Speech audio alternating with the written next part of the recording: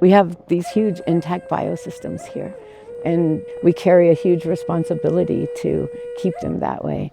So the history of this sustainability and living this way that we're moving back to has been in our blood, in our marrow, for at least 20,000 years. The message I send out to everyone is that there's this wonderful opportunity to help us or to join us with maybe lands that you hold, if it's other tribal nations, to join us in this coalition of protecting the land and reclaiming the land back, which then protects us as a people, and it protects these intact biosystems. And I think that we can all link arms and link hearts to do this together.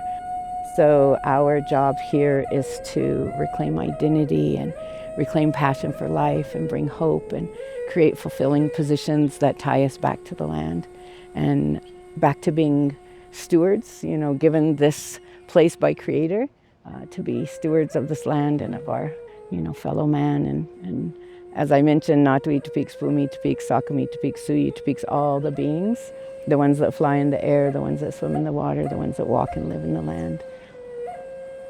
We're understanding that we can be us. We can live and breathe through our ceremonies and our songs. We didn't have a written communication. We didn't have a written history other than our winter counts. But we were at about 60,000 people when the buffalo were at about 60 million. Ini is our word for buffalo. And as the buffalo were systematically annihilated, they experienced the genocide that we as well did. And we were down to 3,800 people after being hit with smallpox and tetanus and just all of these diseases that we had no acquired immunity to.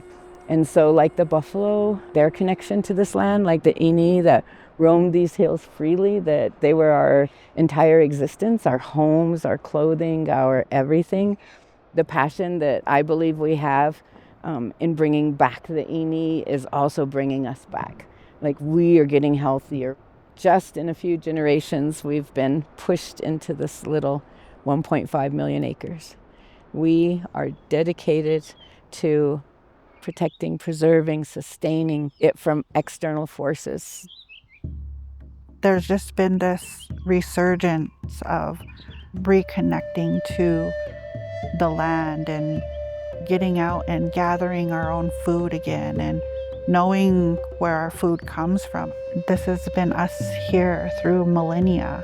When we talk about healing, how do we, again, collectively work together to promote access? And what does access really look like? So that reciprocal relationship of knowing what we need from Ini in our ceremonies, in our livelihoods as humans, what we actually physically need from them, but also spiritually what they provide for us as far as strength and perseverance. And I think, again, with them missing for so long, we understand that just the way that they work the land, the way that they're built to be part of that cultivation of the land, helps those plants and helps the growth of our flora. However, there's also this really unique relationship that they have with the birds, with the gophers, and all the way down to the insects and the microbes. So again, I think with them not being here, we have yet to see what the landscape is going to look like. But I think by bringing them back and being able to watch and learn from them and know how their selective grazing practices are, what their migration practices are, what their social interactions are, we then begin to fill those gaps of knowledge that we've lost. And I think now with these opportunities and people collectively doing this work, we're creating so many more opportunities for our people to get out on the trails, to get out on the land and just be able to find those sweet berry spots.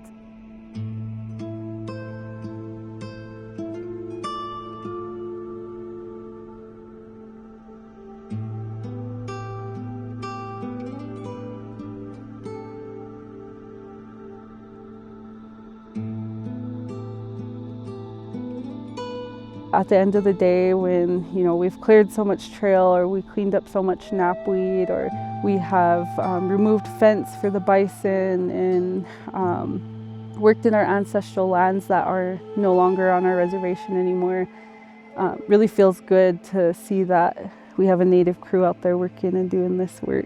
Really, the goal here is to help conserve our Blackfeet traditional lands, and to also give opportunities for career paths to our youth, and then also introduce them into the outdoors and being able to get some job skills and transferable skills throughout their season, so they can use these skills for the rest of their life. Sometimes we want to take that traditional ecological knowledge and we want to take the science view, but sometimes that combining them together can really make a difference. I know that a lot of those practices from the traditional ecological stance have been in place for millennia, so I know that they are still sustainable today. But once you get out here, it's just so breathtaking, and it's hard to leave, and you want your office to be out here every day to see the mountains and to just feel the presence of our ancestors that were here for millennia. It's literally the last best place. And we have so much wildlife, we have so much water, we have so much plant species, and we have so much biodiversity here on our reservation. But not only that, just like in our whole traditional territories. It's a circle of life, right? It's thinking of something more than yourself, right? It's being in tune and knowing that balance is so key to your way of life, that you live it, breathe it, and think it, right? So much that you instill it to your child, because you want them to have that same healthy mindset. You want them to be compassionate. You want them to be a relative. You want them to be a good neighbor, right?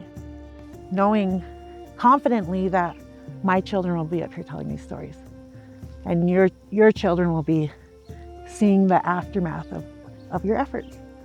I envision in 40 years, my youngest, who is 6 years old, doing this work at 37.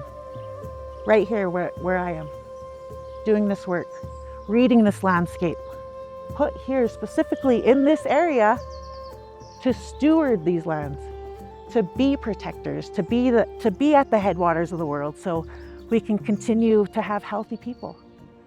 Where Blackfeet lands are is at the intersection of these two massive ecosystems, where the Great Plains collide with the Rocky Mountains. And some of the most rich biological diversity anywhere in North America resides right at that interface, right at that ecotone, that transition between the plains and the mountains. And many of our sacred spaces are here in that landscape. For generations, Blackfeet people have cared for the land and really cultivated that biodiversity as a result of cultural practice over thousands and thousands of years. Close by, we have this peak called Triple Divide, and water, if it falls on one side of the mountain, flows downriver into the Missouri River watershed. If it flows on the west side, it flows out into the Columbia and into the Pacific Ocean. And if water falls on the north side, it flows all the way north into Hudson Bay. So this triple divide is really a continental divide for water. So some of the benefits of the work that we're doing here are really about protecting these lands so that they can continue to provide clean water to millions of downstream water users. Protecting these lands to continue to provide critical wildlife habitat to some of our nation's most endangered species. Provide benefits for really the world in terms of the capturing of carbon from the air. How do we overcome our challenges and the conflict in our world? And I think a lot of those answers come from being connected and relating to the land here, informed by our culture. So Blackfeet Nation is a part of a broader confederacy, the Blackfoot Confederacy, or the Siksikaitsitapi. And Blackfoot Confederacy has these ancient instructions for how to relate and care for not only the reservations that we're confined to now, but we have the original instructions on how to care for the land and water across a huge territory. That territory is incredibly important. It's important to people of all walks of life, and we want to continue to honor those ancient obligations that we have, those ancient teachings that we have, and carry forward those practices to help inform how people can relate to the land. Where we are today, we're really at the heart of many community-based initiatives to protect our lands through the Blackfeet Forest Carbon Credit Project, through the Chief Mountain Initiative, and both of those efforts really dovetail together and bring together many, many different community values.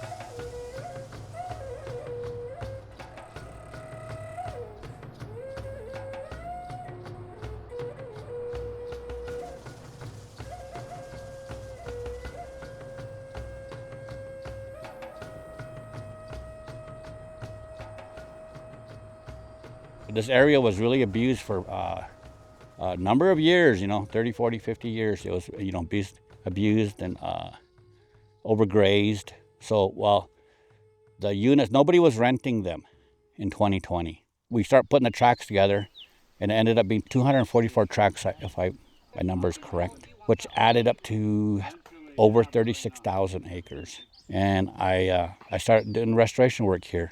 I started, chasing cattle out that were here illegally, and that's a trespassing violation. There was other horses in here, and so we started building, fencing it. We raised some money through a nonprofit, and we started working on the fence. And today, that's an ongoing project.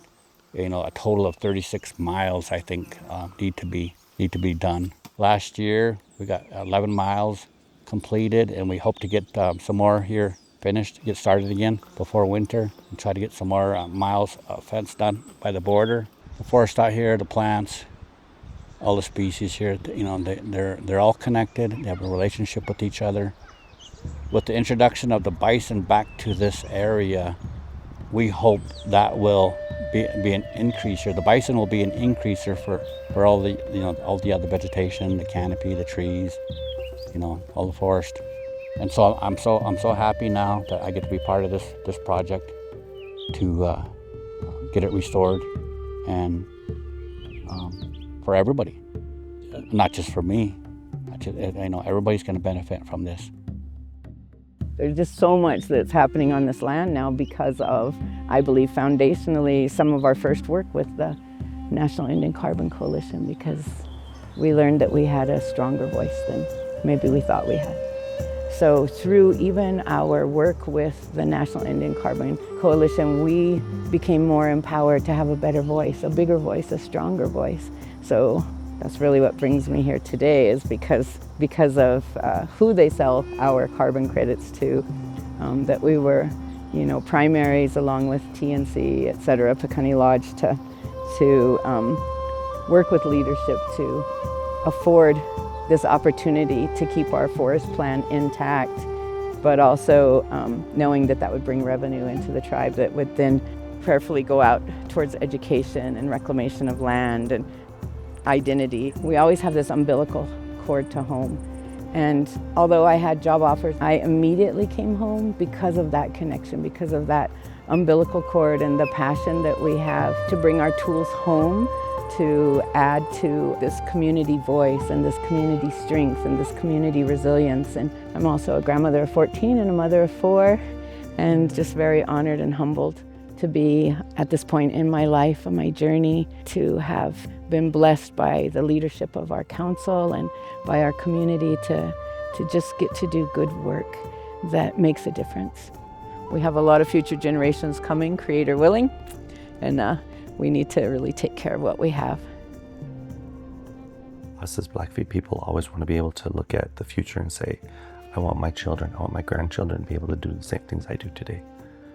Be able to have the same access we do today. When you have buffalo are a very unique species to where, they just don't, when you put them on the grounds, they don't just sit there and just consume all grasslands. They kind of forage on one particular plant for a day or something, then the next day it's something else, and the next day it's something else. So that rotation allows the plant species to continually keep growing throughout its life cycle. I mean, I've also learned too that, once you have bison and that, it seems to be like other species of animals actually come back. Since we've actually been introducing the buffalo back into the Buffalo Hills Spirits Ranch, the antelope species have actually started coming back to the reservation. And I mean, I visited with a lot of elders, and they've actually said, we haven't seen these species for a great amount of time, and then all of a sudden the buffalo, you bring them back to the Smith Ranch, and it's like we start seeing them getting closer and closer to the mountain front. I mean, that would be my future, for the Blackfeet people, is to be able to look at that in this duration of time with this project and look how we can tentatively start integrating more conservation projects, more developments, more science studies and such. This area had a lot of native species, grass species, that we came up here and collected. My mom, as a kid, came up here and collected, and those species are gone. So with the knowledge, that my mom told me stories, her knowledge of this area, I have that in my head that I like to get it there, get it back to that point where people can come up here and walk along the river and pick sweetgrass again, and just be part of the land again, It's like a treasure, for everybody up here. Chief Mountain behind me has always been a huge cultural, symbol, or, to us Blackfeets, and we're connected to it, in many different ways. There's lots of songs about it, We sing songs to the mountain, and, prayers, and my tribal members, they come up here and they pray and they sweat, and it heals. It's a really good feeling, to know that this is my home and this is where my ancestors lived before me in thousands of years. I walked where they walked, and that often cannot be said of people, who are growing up. And I was gone for 20-some years working in other areas, and I came home and I fell back in love with my homeland again. I'm singing the songs of my people again, and it's a great joy just to live here and be part of the land. This is my home. And I'm going to take care of it.